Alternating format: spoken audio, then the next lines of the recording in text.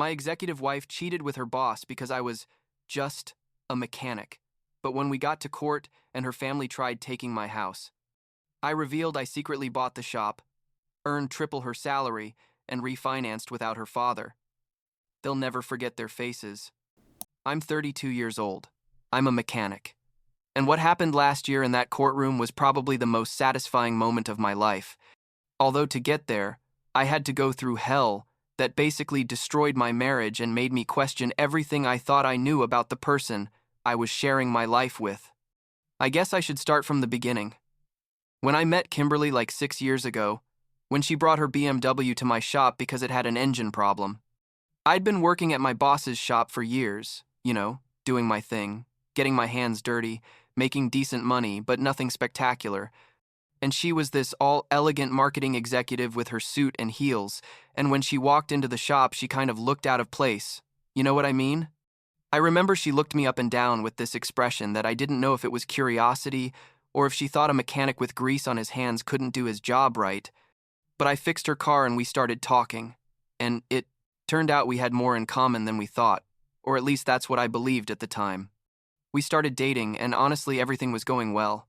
I mean, her friends and family always looked at me kind of weird because I was the mechanic and she was the successful executive, but Kimberly said that didn't matter to her, that the only thing that mattered was that we loved each other, and I believed her because I was young and stupid, let's say.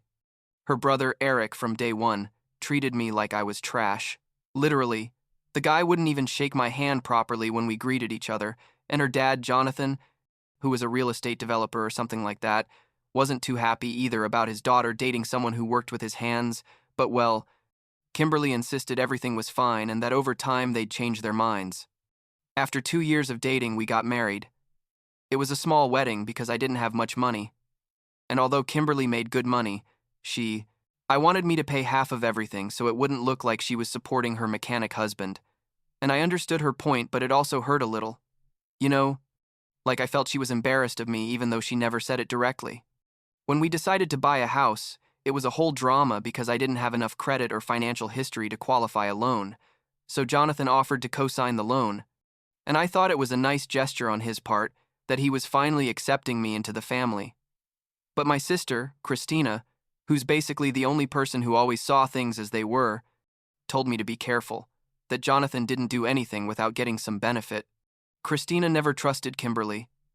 From the beginning, she said she saw something weird in her, that the way she talked about my work wasn't with pride but with shame. But I didn't listen to her because I was in love and thought my sister was just being overprotective, which I now know wasn't true. I saw what I didn't want to see. The first years of marriage were good. I guess I worked at the shop Monday through Saturday. Sometimes late because my boss let me stay after hours to do extra jobs and earn more. And Kimberly worked at her office doing marketing campaigns for big companies. She made like double what I made, maybe triple. I don't know exactly because we never talked about that. We had separate accounts and each one paid their share of household things. And I thought that was normal until I started noticing that she never wanted her work friends to know exactly what I did. Like when we'd go to her company events and someone asked, she'd say something vague like, I worked in the automotive sector or that I had my own business, which technically wasn't a lie because I did independent jobs on weekends, but it also wasn't the complete truth. You know what I mean? Things started to change like 3 years ago when Kimberly got a big promotion at work. Suddenly she was making way more money and working with executive-level people. And, I don't know, something changed in her. She started coming home later, sometimes like 10 or 11 at night, saying she had meetings or networking events, and I believed her because I trusted her and because honestly I was busy with my own things. But I started noticing weird details, like she was buying new clothes all the time, expensive clothes that before she said didn't make sense to buy, and when she'd get home she didn't want to talk about her day anymore. She'd just go straight to shower and then to bed.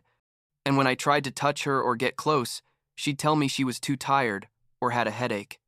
At first I thought it was just stress from the new job, but then I started seeing weird charges on our shared statements, like hotels downtown, when she was supposedly at the office, and expensive restaurants we never went to together. One night she got home like at 11:30, and I noticed she wasn't wearing her wedding ring And when I asked her why she got all defensive and said she'd taken it off to wash her hands at work and forgot to put it back on, but the excuse sounded so fake that it basically confirmed my suspicions.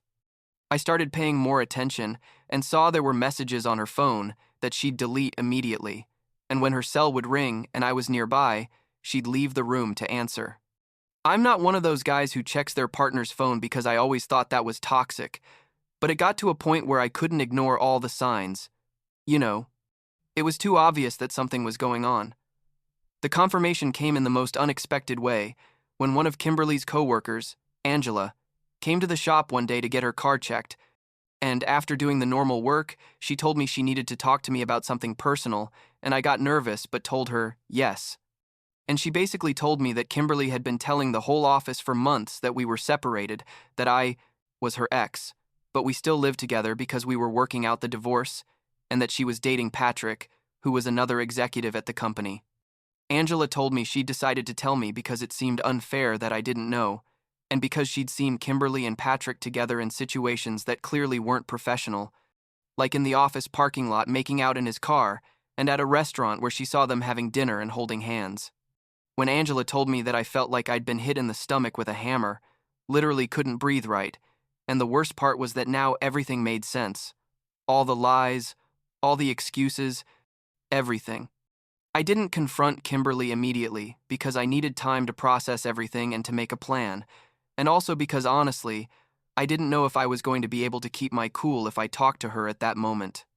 Instead, I started documenting everything, taking photos of the statements with the suspicious charges, saving messages I found when she left her phone unattended. Basically, I was gathering evidence like I was a private detective. During that time, I also started taking online business classes at night because I'd been thinking for a while about buying the shop when my boss retired.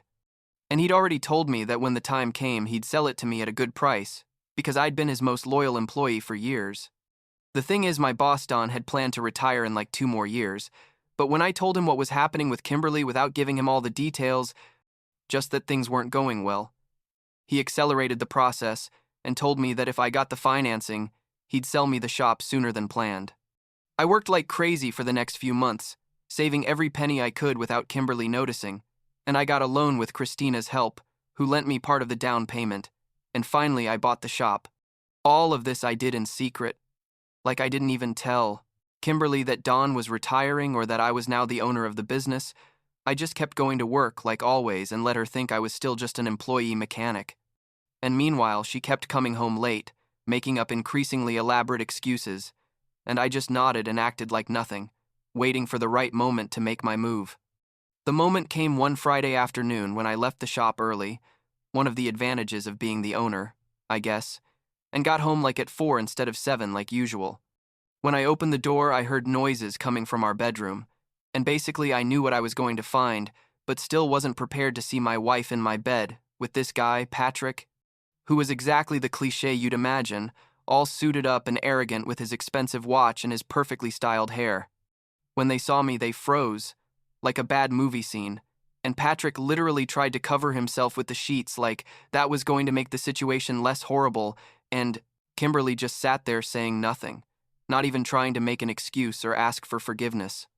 I gave them exactly 5 minutes to get dressed and get out of my house, and Patrick ran off like the coward he was. Basically, he tripped, going down the stairs. He wanted to leave so fast, and Kimberly tried to stay and talk, saying we could fix this, that it had been a mistake. All the typical speech people give when they're caught, but I didn't want to hear anything anymore. I told her she had an hour to pack her essential things and leave, that she could pick up the rest later with supervision. She got hysterical, screaming that I couldn't kick her out of her own house, and I told her that technically it was my house because I'd paid every mortgage payment without fail since we bought it, and that her name was only on the title because we'd gotten married, but that was going to change very soon. She called her brother Eric and her dad Jonathan to come help her, and the two of them showed up like half an hour later acting like they were going to kick me out of the house.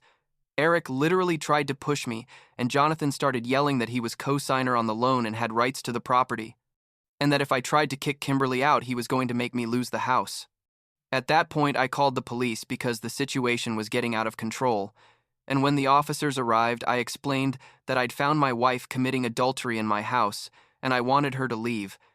And the cops basically supervised while she packed suitcases and told Eric and Jonathan to calm down or they'd be arrested for disturbing the peace. Kimberly left that night crying and screaming that I was going to pay for this, that she was going to take everything I had. And Jonathan kept repeating that technically he was part owner of the house and he was going to claim his share. The next day, I hired the best divorce lawyer I could find in town and told him the whole story with evidence included, all the photos, the messages, Angela's testimony, everything. My lawyer, whose name was Richard, told me I had a very solid case, especially because we had a basic prenuptial agreement that said, in case of divorce, each person kept what they'd brought to the marriage, plus what they'd earned individually. And, since the shop was in my name, and I'd bought it after we got married, but with my own money and credit, it was completely mine. He also explained that the fact that Jonathan was co-signer on the house loan didn't give him ownership rights, it just meant he was responsible if I didn't pay.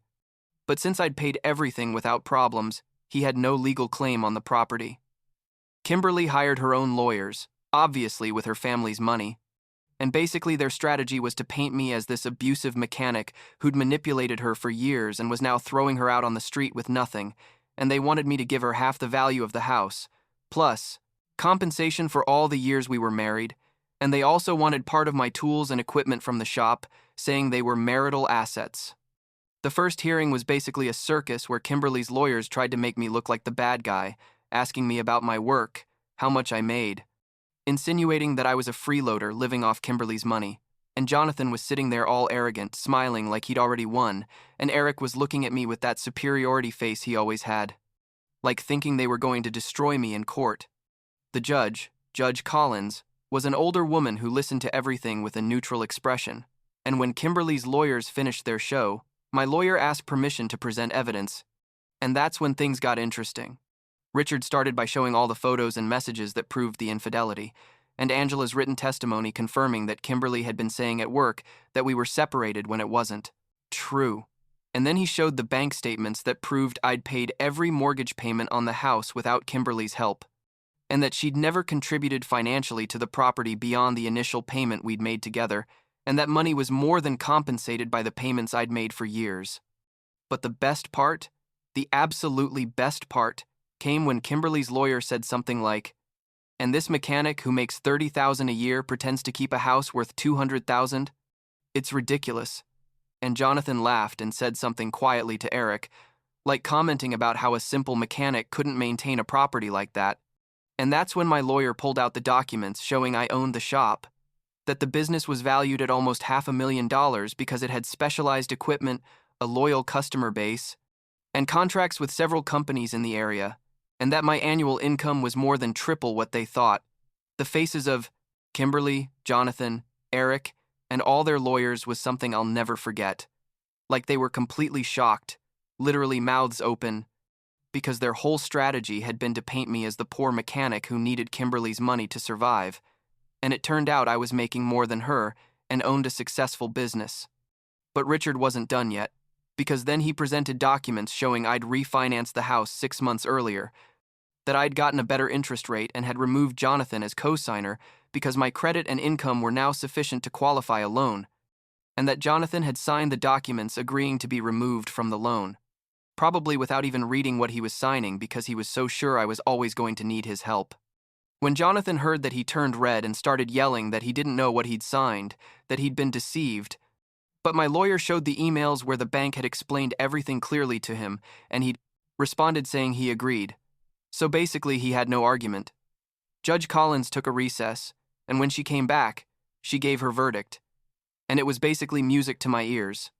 She said that based on the evidence presented, it was clear that Kimberly had committed adultery, that she'd lied about the state of our marriage, and that I'd been the sole financial contributor to the property for years, so the house was completely mine. She also said the shop was my individual property because I'd bought it with my own money and credit after the marriage, and that the tools and equipment were work tools, not divisible marital assets. The only thing Kimberly was going to receive was 3 months of temporary support while she found a place to live. And that was it.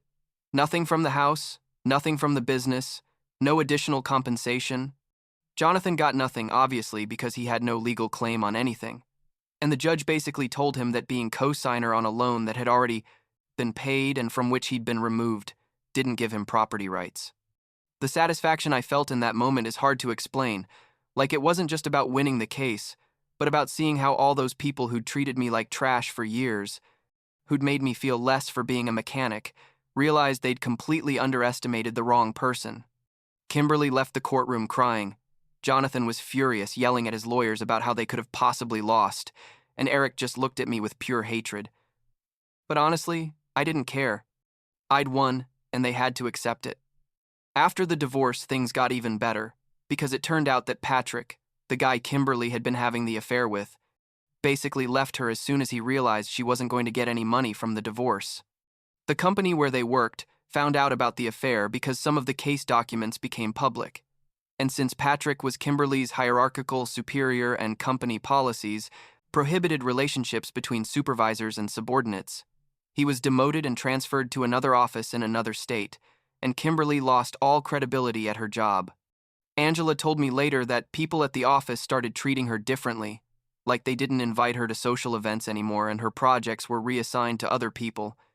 And eventually she quit because she couldn't stand the environment. Jonathan also suffered consequences because several of his clients found out about what he'd tried to do, basically trying to keep my house using his position as co-signer, and he lost some important contracts because people didn't trust him anymore. Eric is still the same asshole as always. I guess some people never change, but I don't have to deal with him anymore, so I don't care. Christina was right about everything from the beginning. And now we laugh about how I didn't want to listen to her when she warned me about Kimberly.